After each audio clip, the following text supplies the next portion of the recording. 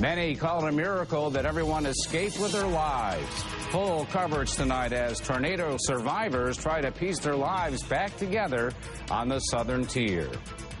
A state of emergency remains in effect at this hour for the town and village of Randolph in Cattaraugus County. And storm chasers came face to face with the wrath of Mother Nature as Saturday's tornadoes cut a destructive path, snapping trees like toothpicks. Survivors are now forced to confront the painstaking task of cleaning up and rebuilding. And good evening to you. Hard-hit communities are banding together in this time of need. And the scope of the severe hit is felt far and wide across parts of the southern tier tonight. In all, 4 twisters touched down on Saturday, striking Chautauqua and Cattaraugus counties and northern Pennsylvania. We begin our team coverage tonight with News 4 senior correspondent Rich Newberg live from Randolph. Rich? Well, Randolph is a village on the mend. Take a look behind me. It's typical of what you'll see here on Main Street. The shock is over now. Now it's a matter of recovery.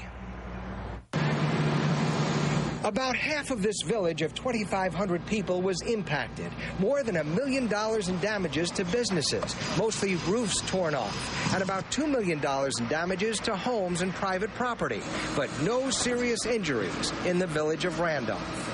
Do you consider yourself lucky by? We do. The entire community is lucky there was no loss of life.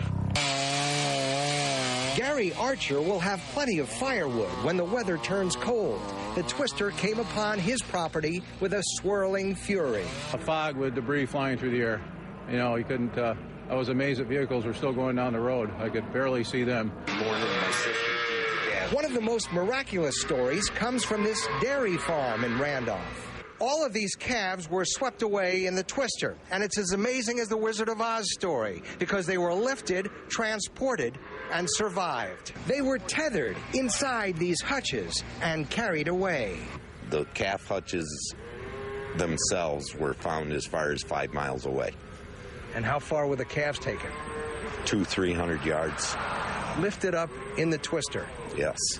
4 of the 55 calves died. 6 are still missing. Now the idea is to keep people safe in the wake of the tornado. We're keeping the state of emergency in right now until Thursday morning. We don't want people out after the hours of darkness because there's still a lot of wires down, and as they're not supposed to be hot, but you never know, you might catch a hot one.